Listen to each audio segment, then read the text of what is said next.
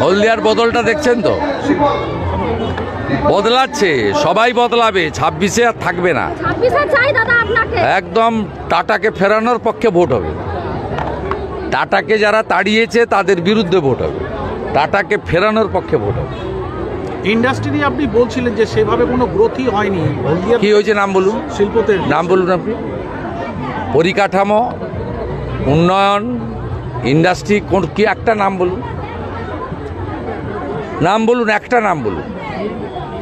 হলদিয়া energy থেকে PG logistic এক্সাইডের দুটো নতুন প্ল্যান্ট, ধানসরির নতুন প্ল্যান্ট, সব আমার সময়। 5 বছরে কি হয়েছে বলুন? হলদিয়া গেটটা ভাঙা ছাড়া একটা কাজ হয়েছে বলুন, একটা কাজ হয়েছে বলুন?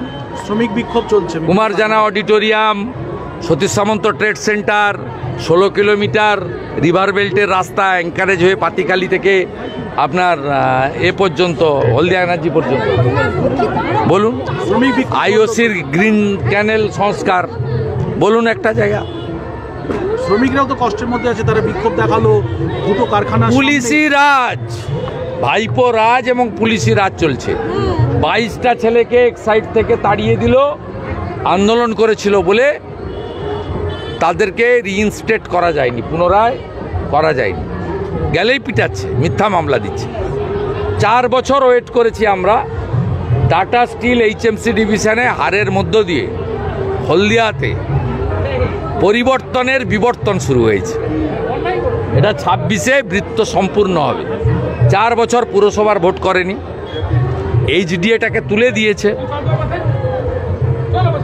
লক্ষণবাবু রেখে দিয়ে গেছিলেন 100 কোটি, আমি সেটাকে বাড়িয়ে করেছিলাম 250 কোটি রিজার্ভ ফান্ড, ট্রেজারি লিঙ্ক করে 250 কোটি টাকায় এই ভিখারি সরকার নিয়ে নিয়েছে। HDAর কোনো ফান্ড নেই, জিরো করে দিয়েছে। আমি 250 কোটি টাকা রেখে দিয়ে এসেছিলাম। আমি পদত্যাগ করেছি HDAর চেয়ারম্যান থেকে 23শে নভেম্বর 2020। সেই দিন রিজার্ভ ফান্ড ছিল 252 কোটি টাকা। আর আমি যেদিন HDAর দায়িত্ব নিই 2011 সালে 20 জুন, সেদিন রিজার্ভ ফান্ড ছিল 101 কোটি টাকা। আমি তো অস্বীকার করি না, আজকে যান জিরো করে দিয়েছি, পুরো টাকা তুলে নিয়ে গিয়ে খেলা মালা মুখ ভাতা মাতা করে সব করে।